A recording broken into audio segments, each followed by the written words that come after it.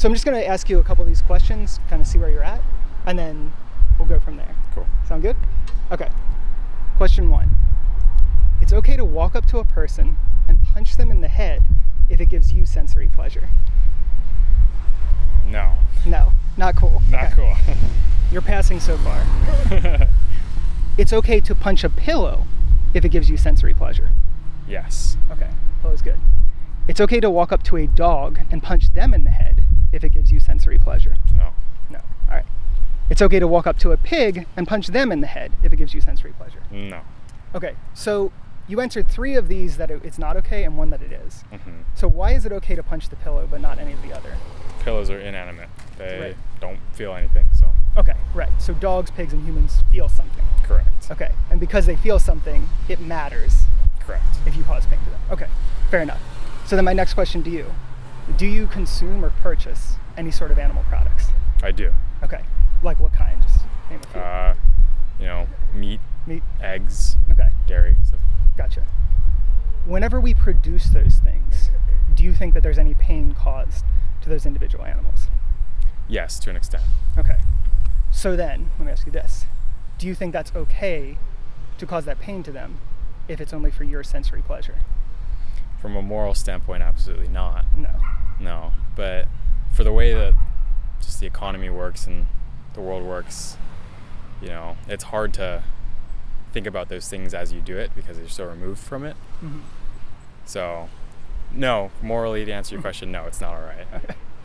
It is true though. It's a lot harder because you don't see it, right? You just go in and there's just a package of meat there and you purchase it, right? Right. Do you think if you saw like maybe the picture of the animal on the meat as you bought it, or there was a video playing of what happens in factory farms, do you think that would disincentivize you from purchasing that product?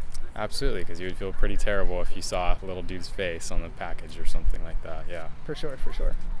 So the thing is that we are in this situation where we do know that it's happening, right? And we're still purchasing these things, right?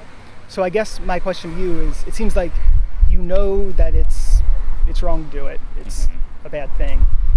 You know that it's because of this disconnect that you have, right? So you can abstractly realize it, but you understand that there is, pain going on there. Right. So what, I guess, for you personally, do you think would be preventing you from ceasing to purchase those sorts of products? Honestly, I think just wanting to have those products for my daily life, like obviously protein intake, things like simple human needs of animal fiber and stuff like that. Are you asking me like what's stopping me from not? Yeah, exactly. Honestly, just probably what it comes down to is just selfish desire for animal products. Yeah. So I want to touch on something you just said a second ago, and then we'll come back to that. So you talked about protein. Mm-hmm. Do you think it's possible to get enough protein without animal products in your diet? Absolutely, sure. Okay. So it seems like the sort of last kernel there is just selfishness, basically, right? Mm-hmm. So I guess to put this another way, what do you value more? Fleeting sensory pleasure or the life and suffering of an animal? Well, the obvious answer would be the life of the animal. The dilemma that I have is if those animals are going to be killed regardless, then, it's like tragedy of the commons. Why shouldn't I be the one to partake in it if they're going to be dead regardless? So I think that it really comes down to like the industry, because me as an individual, if I stop eating these things, one person's really not going to make a difference, which I guess is the whole movement. It's supposed to be everyone stops, and then that makes it a real difference in the industry. But I guess it comes down to like, well, I'm not going to make a difference, so why should I? Do you think that you actually wouldn't make a difference? Me personally, no, but a group of people, yes, would. So I guess what I see is whenever you stop purchasing, like if there's a grocery store that you shop at, right, and you stop buying meat or animal products from there. Sure. Stocking systems and stuff are actually pretty advanced now. They can pick up on small changes. And especially if it's like you and maybe a few other people, they really will start ordering less of those products. But the other thing is you're purchasing less of those products, right? So you'll be purchasing more of other products, right? So maybe more fruits, vegetables, more vegan specific products. So given that, do you think it would really make no difference, or do you think it would just be a small difference? Probably be a small difference, but yes, if that's the case, then yeah, it would be a difference. Right.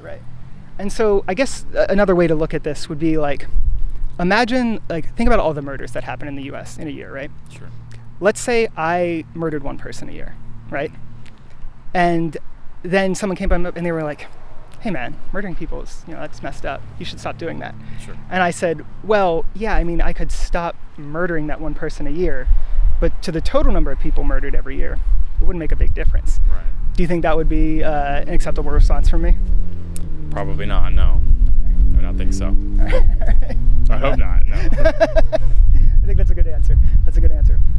All right, so I think that, to me it sounds like your hurdles are a little bit practical in nature, I think, if I had to guess. Right. So like, I guess what I would say to you is that I would check out this website called Challenge 22.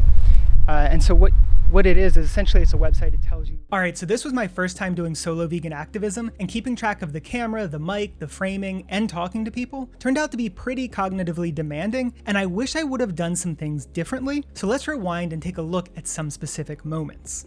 Whenever we produce those things, do you think that there's any pain caused to those individual animals? Yes, to an extent. All right, so I didn't catch this at the time, but I wish I would have drilled down and explained the extent of pain and suffering a little bit more, because on reflection, it seems like they probably weren't super familiar with just how bad things actually are. Wanting to have those products for my daily life, like obviously protein intake. So I could have jumped in here and been like, actually, there's plenty of protein in plants. But when you're trying to convince someone of something, it's often better to let them walk out the implications in their own mind, because they may end up self-generating counter arguments or defeating their own rationalizations. If I simply said, you're wrong, or interrupted them with my own counterpoint, it would likely generate a lot more defensiveness. Do you think it's possible to get enough protein without animal products in your diet? Absolutely, sure. Okay. All right, so I'm following up on the protein point, but I'm still not telling him you can get enough protein in plants. I want to see if he's already aware, and he is. Now, on top of knowing it, he might also start asking himself, why did I say that thing about protein when I knew you can get enough protein from plants? Do you think that you actually wouldn't make a difference? Me personally, no. So here again, rather than launching into the reasons that one person makes a difference, I ask him if he really thinks that. In this case, he does. And only then do I present my counter position. So I think that, to me it sounds like your hurdles are a little bit practical in nature, I think, if I had to guess.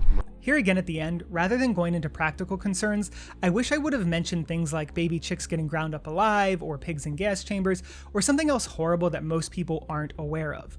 On reflection, I think this was probably a crucial thing for him to hear. Alright, so let me know if you'd like to see more street activism like this, and consider checking out my Patreon if you want to support me. This helps me buy equipment, which makes my life easier when doing street activism, and allows me to focus all my mental energy on the conversations rather than the equipment. Thanks for watching.